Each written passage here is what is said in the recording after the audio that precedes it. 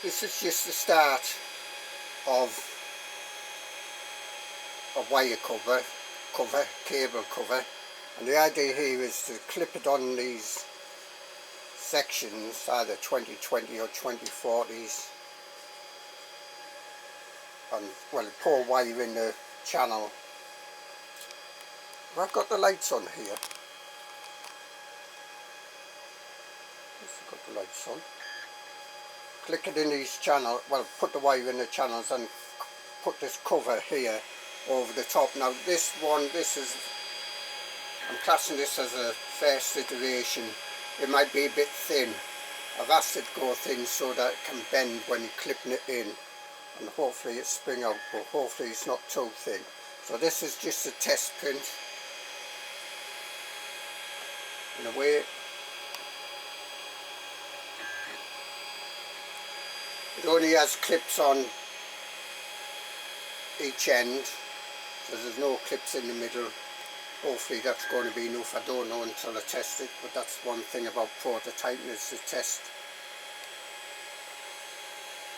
things out and see if they work, and then if they don't, we'll try and do improvements. So this is an Ender 5 Plus, big machine, heavy machine. Probably want two people really to move this about, but I mean one person probably can manage just about. I managed by myself, but I'm not a super strong sort of, not Arnold Schwarzenegger, know what I mean, but it is heavy. Right, I'll pause the video until it's almost finished. So that was the first layer, which it generally goes slow, but once it gets on the second or third layer it starts speeding up. This is set to 100 millimeters per second. Sorry, I was thinking of milliliters, but that made me think there. Oh, by the way, I have just stuck on with heatsink, this heatsink paste, this heatsink on here, because this stepper does get pretty warm, this stepper. So I stuck a heatsink on there, 40 by 40 millimeter, just to try and take off a few of the degrees there, so you can get an idea of the speed of it. I think it could certainly go faster than this. I think that's 100 per second. Actually this is 200 long, so it could time it. So, 1 and the 2 and the 3 and the 4. It's taking about 4 seconds to do 200 millimeters. So it might still be going slowish actually, because it's only on about the second layer. I'll try and see if it goes faster. So there's the BL Touch there. Highly recommended the BL Touch. Part fan on this side. Hot end fan on the front here.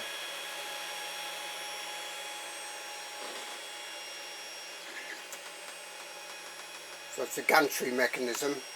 This gantry here moves, the bed only moves up and down, that's all.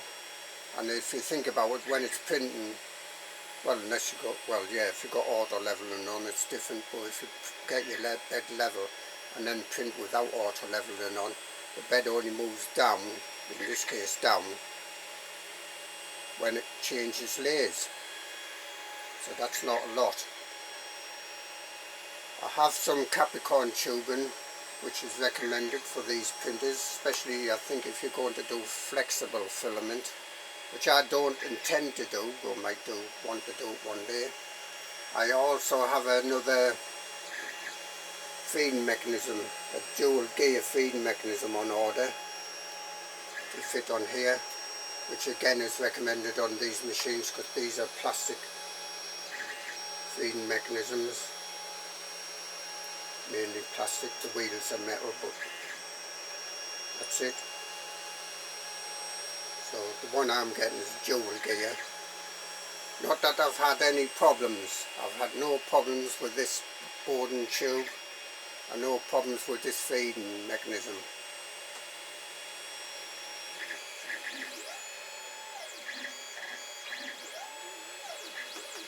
Now you can see what speed it's going now. So go 1 and 2 and 3. I generally go 1 and, because that slows down the counting. I do the and sign in sort of in between the counting, and that does more near the proper seconds. So it's supposed to be 100 millimeters per second. So let's see,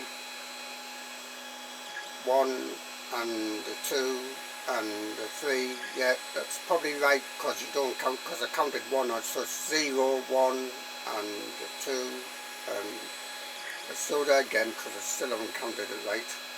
0, 1 and 1 and 2. That's 200 millimeters. So that's about right, yeah. 100 millimeters per second. Just roughing it there, the counting.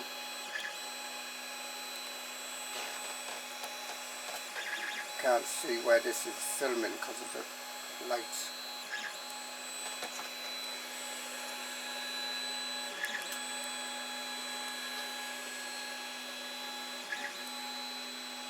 So I've got like a Z belt this side, Z belt that side, moving this carriage backwards and forwards on this stepper, so that stepper is controlling both belts through like a bar.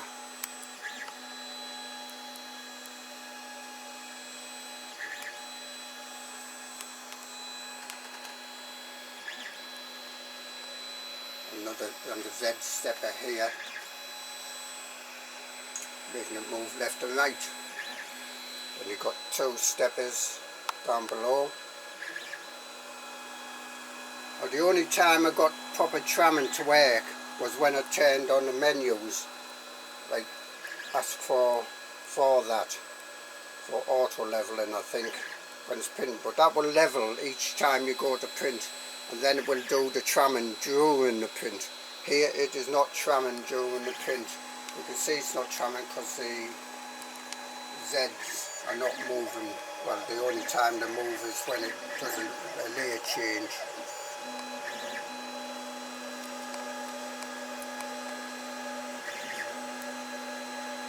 So see, that's not moving even though it's going the full width of, well, quite a width of the bed, 200 millimeters. This length of this part. So that Z isn't moving. Well, obviously the other Z isn't moving either.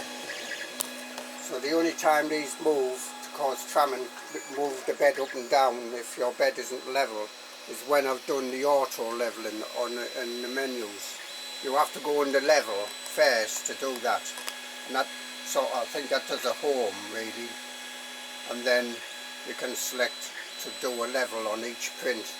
I don't know if the is it G29? I don't know if that does it or not. In the well, it might do the auto leveling, but I don't know if it does the full tramming.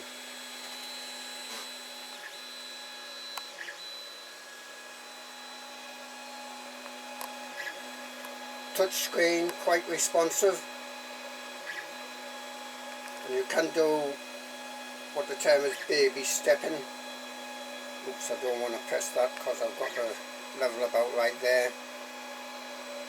So you see the print speed is 100, nozzle temperature is 200, heat bed is 60, PLA here, and I've got the fan on, and I've got what is called economy mode off. Now economy mode, so as I understand it, will turn off the heat bed if you pause and things like that. I don't know when it turns off the heat bed, to be honest, but it does turn off the heat bed to save in electricity. But that is not recommended, because quite often the only thing that keeps parts on is the heat. So this is PLA 1.75, red obviously, just cheap stuff. That's all I use. 0.2 layer height, 100 millimeters per second. Right, I'll pause the video now. Shouldn't be too long actually. Let's go back 21 minutes, let's see. It doesn't show the zeros on here, well, on the ends, so a bit dubious to the times. Well, it's doing the 2 clips on each end. So 1 clip this end and the other clip this end. That's okay. I'm worried that this might be thin. It does have like a delve in it to help, hopefully help it flex a bit as it's getting clipped in, or it might be too thin.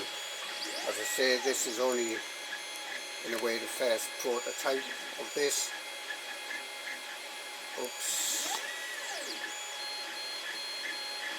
So it hasn't got long left now.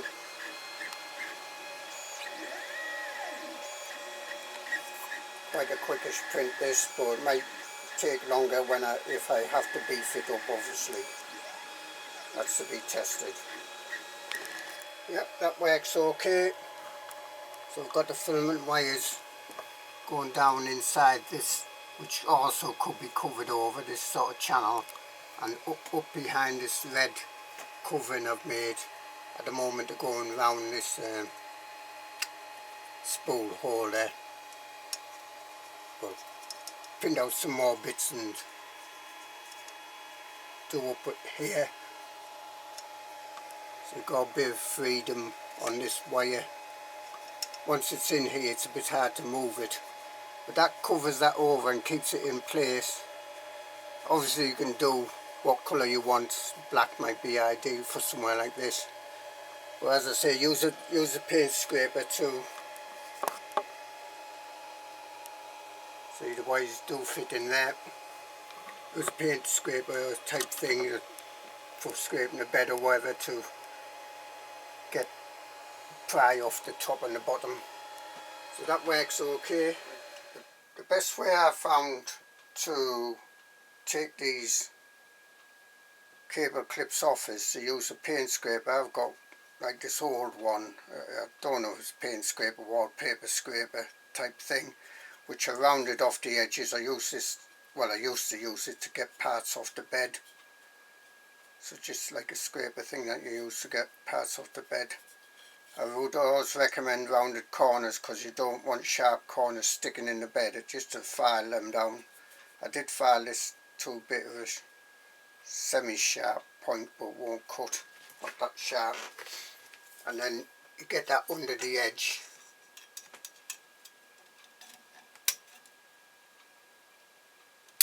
And twist. Just get under the edge and twist it. I want to do that wire again because it's coming out the side a bit. I want to move it to the bottom there. If you hear a whistling, it's my electronics on my LEDs. So sorry about that. I'll do this and then I'll come back. So there we are. That's tucked in a little bit better behind there. I don't know about putting one at the top actually and then having this wire coming straight down.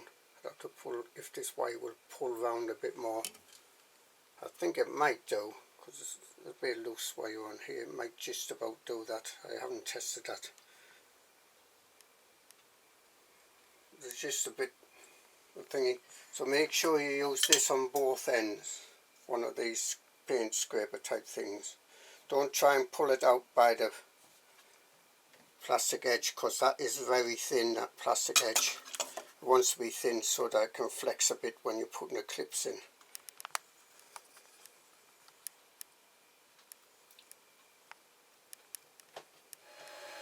I don't think there's anything else I can say. As I say, the back is very thin so that I can flex a bit.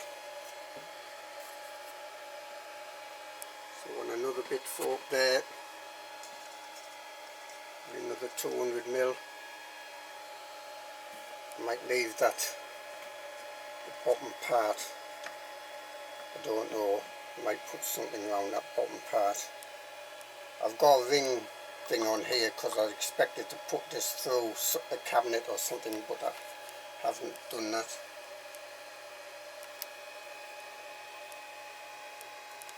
Let me move that over a bit.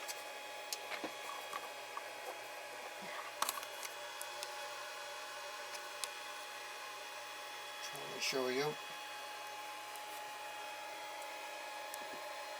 So that stops on there okay. I'll print some more out, well at least one more for the top. But when I do the design I'll do some different lengths so you can basically adjust them. So they'll go in 20, 20, 20, 40, anything with these sort of channels here.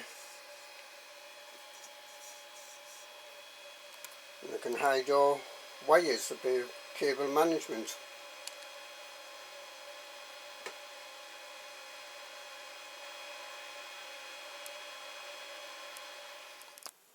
We have fitted one above.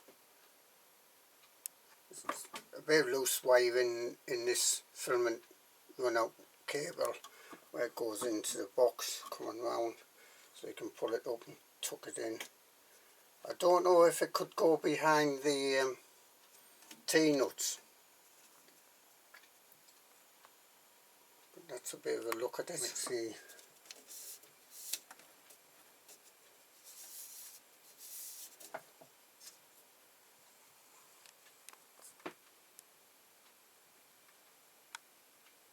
I might tuck that round actually under so it's coming out the end. So when I post these online I'll make some different sizes. These are 200mm, ideal for this part. We might do some 100s, 50s, 25s, 10s and 5s or something like that. Same model basically, just shortened.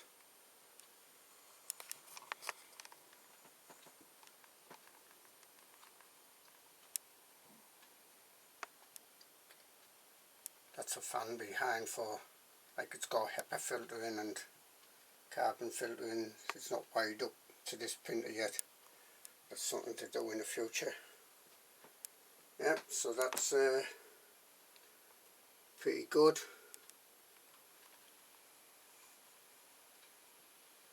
And there's a filament run out detection. If I said filament feeder, that's what I meant, filament run out detector. This is just the filament. I pulled it off while I've been sort of wiring that up. Right.